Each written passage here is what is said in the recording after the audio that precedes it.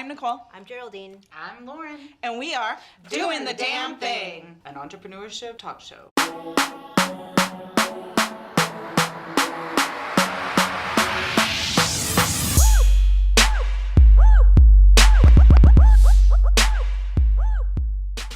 Hi everyone, welcome to the latest episode of Doing the Damn Thing. Lauren and Geraldine today is just going to ask me questions about Epifania magazine because they wanted to ask questions, and we decided why not film it so that way you guys know a little bit more about the lifestyle magazine I have.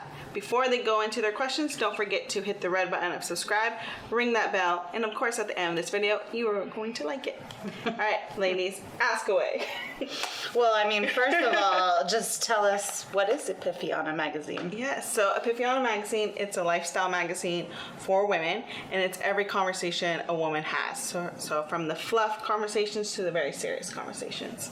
And when you're talking about like fluff and what on the like, give some subject topics around so that. Fluff to me could be like, 5 ways to wear a scarf, you know, or like it could even be like a review of an artist, while a serious article could be about living with a mother who is bipolar, or what is DACA and the Dreamers, things along those lines. Do you talk about business also in different? Yeah. So we talk about business, but the best way I figured out for our audience to really take in business advice is when I interview different women that have their own business. I really enjoy actually interviewing women, and so that way, Clearly. yeah, clearly I do, right? So that's like something that I really enjoy. So if I interview these different business owners, whether they have a brick and mortar store, whether they have like an online product, or they're an author, it gets those business lessons across, but in the easier way for our audience to get. Nice. How do you get the word out about Epifania magazine? Yeah, so I get the word out mainly through like social media and networking. So I have to be at events, I have to always be talking about it, but I really try to schedule out my social media posts so that way the brand's always out there. And then of course doing ads. You have to do ads on social media just to reach a broader audience. And then connecting with people online. So that's a really key thing, is connecting in groups that are online groups. So whether I'm connected in a group that's based in New York, I'm connected in a group that's based in Houston, so really broaden the reach of the magazine instead of it just being in California where I'm at. What are the groups? So Houston Latina Bloggers, which has been a great support group. Love them. Maybe we'll put the link below if you happen to be in the Houston area. They are just an amazing group of women who are just really supportive of bloggers and writers, and I just connected with them, and they have been a great support group, and it really does show actually in my analytics when I look at Instagram. It's like San Francisco, Houston, Los Angeles, and then connected in a group called Latinas Think Big, where most of the members are based in New York, and that's also a really great group just to get the word out. So you guys like just meet online, or is it a message group? Or so it's a little bit both. So they have posts of like shout out of like a business, or if you're looking for a job, do this. So there's talking topics that you can be a part of. It's not just like every day you talk a little bit about yourself. They actually are trying to engage the conversation and lead the conversation a certain way. Cool. Yeah. Did you always want to be a magazine owner? I did think I was going to be a magazine owner when I was like a little girl. You did or you didn't? I didn't. Okay. I thought I really wanted to be a journalist, and I wanted to be an editor-in-chief of a magazine. I thought I had to like work my way up and then become an editor-in-chief of a magazine.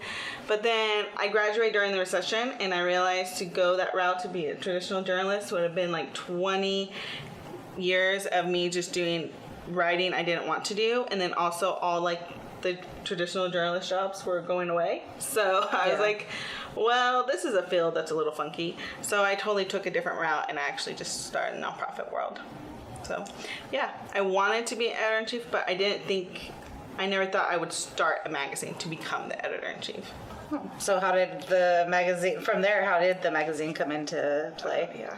I really wish I woke up one day and was like, I'm going to start a magazine. Like, that would have made life 10 times easier. I would have had a business plan right off the bat. I would have had a marketing plan. It would have been great. But I actually just woke up and I'm like, I really want to just write about something I want to write about. So while I was working in the nonprofit sector, I was doing freelance writing for a lot of other different blogs and publications like Patch.com and like Modern Latina. So writing articles that maybe sometimes I didn't really want to write about. I had one editor one time at Patch.com. I'm not going to say which one.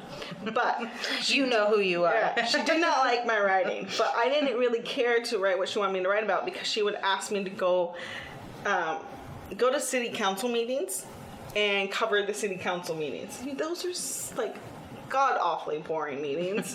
And there's like never really anything exciting. Like once in a blue moon there's something exciting. And so of course my writing represented that. It was like, I look back on it, yes, it was horrible writing, but I generally did not care to be there. Because you weren't passionate about it. Which is just the theme of life. Yeah. If you're passionate about it, you'll do better at it. Exactly. So I was just like, that was horrible writing, but she was also really rude about it, so whatever.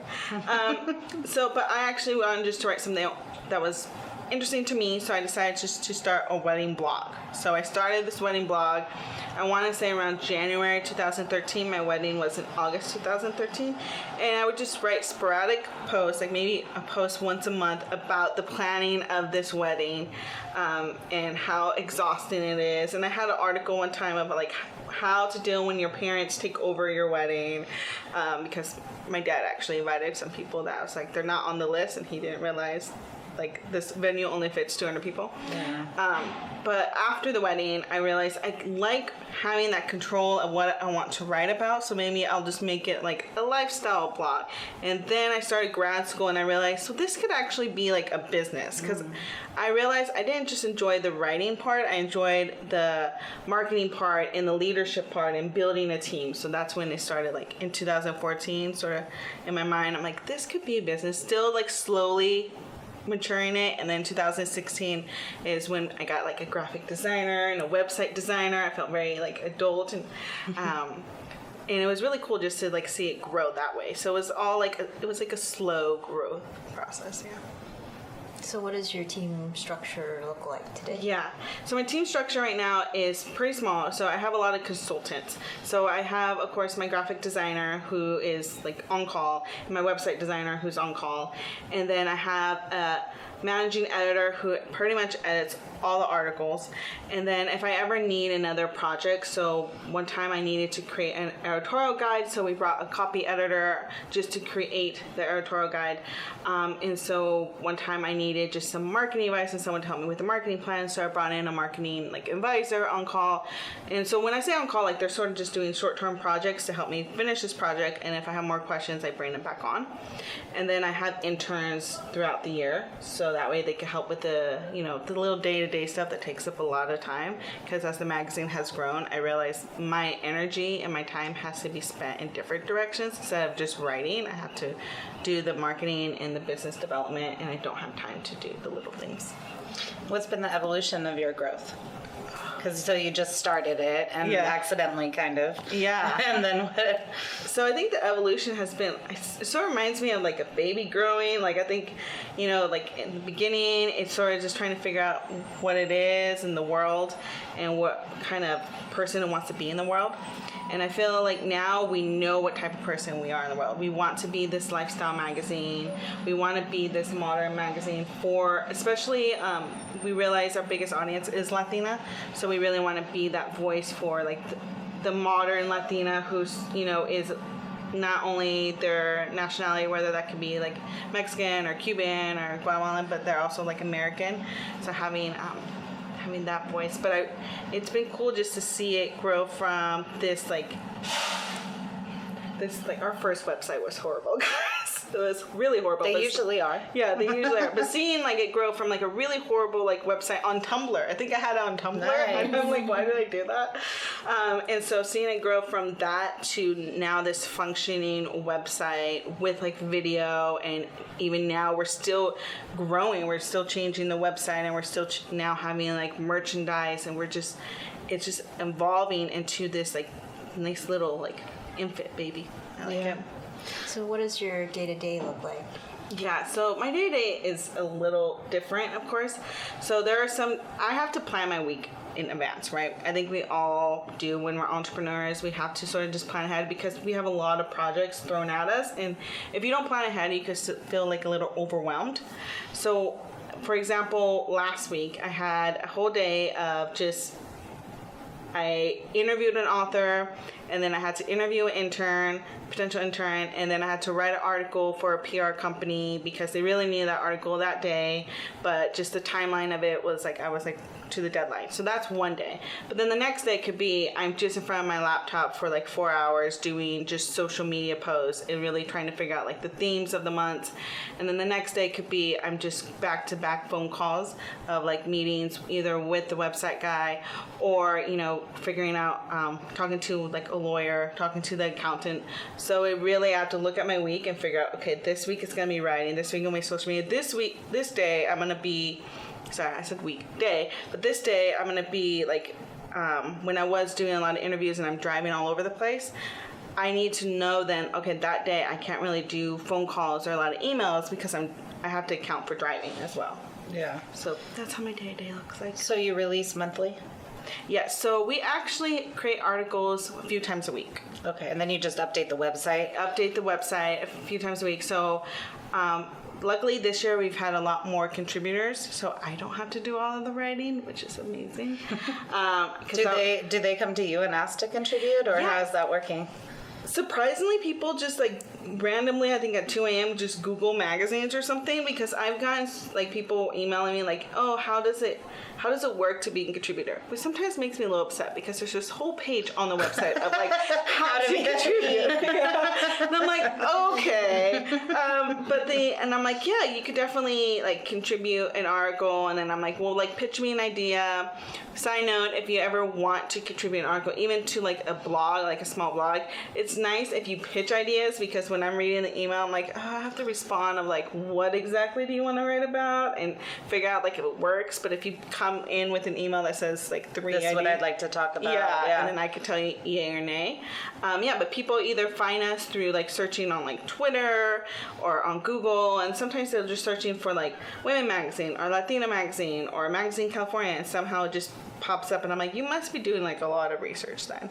And then also there's sometimes where in those groups I talk about Latinas Think Big and Houston Latina bloggers, people in that group that maybe we haven't really connected before would reach out and be oh, I really like your platform, can I write about this? So That's awesome. yeah, so I like that. So the name Epifania. Mm-hmm. What is that? Talk about it. Yeah, so Epifania. So I wanted one word. It used to be called A Love Your Life Outlook magazine. That's really way too long. Yeah, it's hard for social media. Yeah, so I'm okay. So then I was thinking about it. So I grabbed my friend Sarah, who has done marketing for the last 10 years. She's worked at Levi's, and so I asked her. I'm okay. I sort of put her up to up to the fire, I guess. And I was I will buy you wine for a few hours. I'll keep it coming. But I need one word, and I really just need someone to brainstorm with me. And this was in the beginning, back in I want to say 2014, 2015. I'm I just need that one word. And so she was we can't come up with the one word in a few hours. No, we're going to, right? We are going to. We can and we will. Yeah. And because I get very if I get my teeth into something, I'm I won't let it go until it's done. And we kept thinking of different words that really represent a woman's life. And then I was also trying to figure out well, it's not just a woman's life I'm trying to represent. I'm trying to represent that moment you have when you have fallen on your face. Because at that time, a lot of my friends and I, we were in this weird space in our careers where you're moving from entry level to mid-level, and you just don't know how to do that, because all the career advice out there is really how to get your first job, not how to negotiate and get your second or third job. And so I was we're all in this space, and we all feel we've fallen. Some of us had to take a pay cut or move to a different sector. And I wanted that, what's that aha moment you have when you get back up? right? When you're just like, oh, that clear vision you have of your that life. epiphany. What's that epiphany? Yeah, and I was like, epiphany. And then I was like, oh, but let's make it sound fancy and put it like in a different language, you know? And so Epifania is the way you sort of say it in Italian, but it's also spelt the same way in Spanish. So that's just how it came to be. That's awesome. Yeah. So, what is your biggest success so far with your magazine? There's a lot of, like, I'm a big advocate of, like, giving yourself, like, a pat on the back, even for, like, the small successes, because I know in this, like, world of entrepreneurship, unless we get something really big, you know, if we get we have to only celebrate when we get something big, and we never really celebrate if we get something small. But one of the biggest successes, I think, is, and I get reminded of this from my husband, is he's like, you convince people to do a lot of things for you. And I'm just like, well, that doesn't sound very good. I think he's saying that as a comment, like, Yeah, but I like the fact that I think about it, I'm like, well, yeah, a lot of these people that have contribute to the magazine, I have not met in person. So I think that's one of the biggest success that we've had is me being able to build a relationship with people via email, via phone call, and they trust in me, they trust in the vision.